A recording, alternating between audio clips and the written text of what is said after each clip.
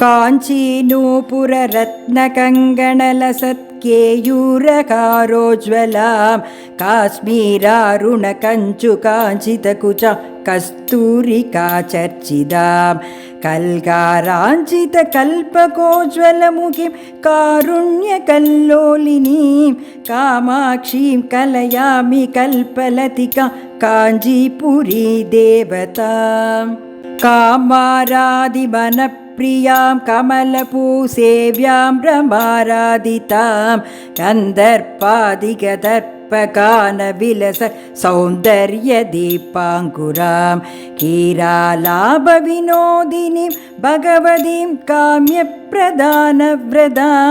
कामाक्षीं कलयामि कल्पलतिकां काञ्चीपुरी देवतां कादम्बप्रमदां विलासगमनां कल्याणकाञ्चीरवां कल्याणाचलपादपद्मयुगलां कान्त्या स्मरन्तीं शुभां कल्याणाचलकार्मुकप्रियतमां कादम्बमालाश्रियां कामाक्षीं कलयामि कल्पलतिकां काञ्चीपुरी देवतां गन्धर्वामरसिद्धचारणवधूं ध्यायेत्पदा काञ्चिदां गौरीं कुङ्कुमपङ्गपङ्कितरुचां त्वन्द्वामि रामां शुभां गम्भीरस्मितविप्रमाङ्कितमुखीं गङ्गाधरालिङ्गितां कामाक्षीं कलयामि कल्पलतिकां काञ्चीपुरी देवतां विष्णुब्रह्ममुकामरेन्द्रपरिषत्कोडीरपीडस्थलां लाक्षरञ्जितपादपद्मयुगलां राखेन्दुबिम्बाननां वेदान्तागमवेद्यचिन्त्यचरितां विद्वज्जनैरावृतां कामाक्षीं कलयामि कल्पलतिकां काञ्चीपुरी देवतां माकन्दद्रिममूलदेशमहिते माणिक्यसिंहासने दिव्यां दीपितहेमकान्तिनिवका वस्त्रावृतां तां शुभां दिव्याकल्पितदिव्यदेहपरितां दृष्टिप्रमोदार्पितां कामाक्षीं कलयामि कल्पलतिकां काञ्चीपुरी देवताम् आधारादिसमस्तचक्रनिलयाम् आत्यन्त्यशून्यामुमाम् आकाशादिसमस्तभूतनिवकाराम् अशेषात्मिकां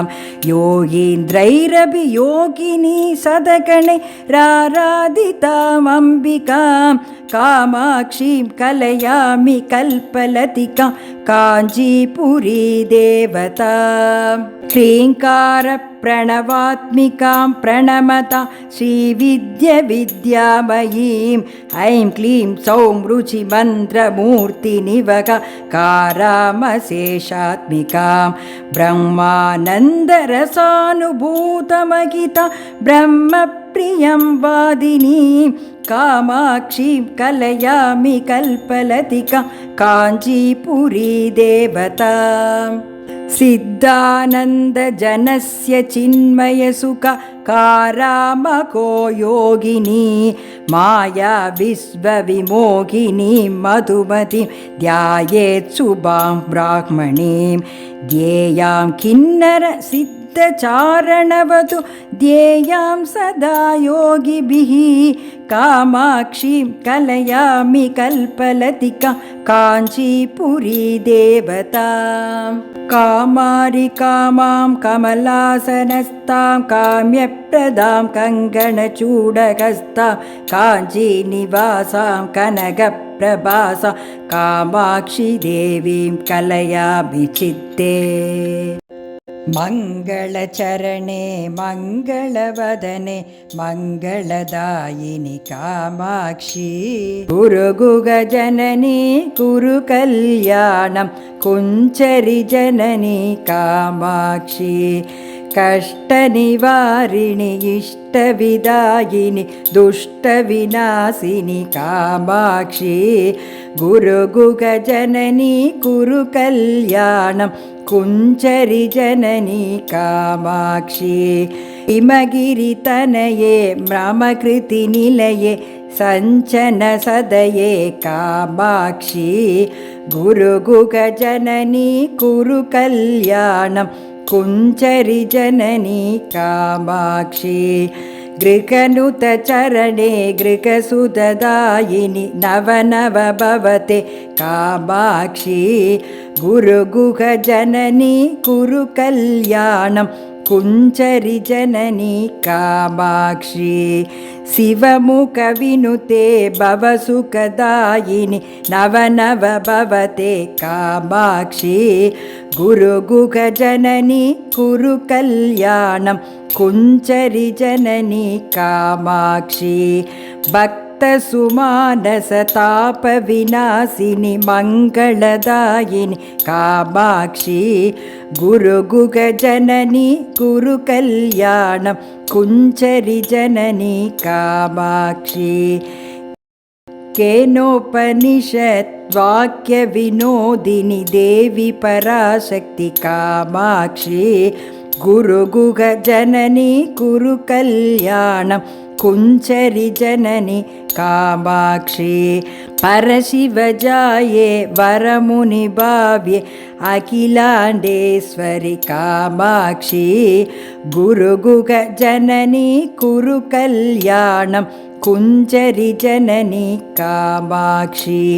हरिद्रामण्डलवासिनि नित्य मङ्गलदायिनि कामाक्षी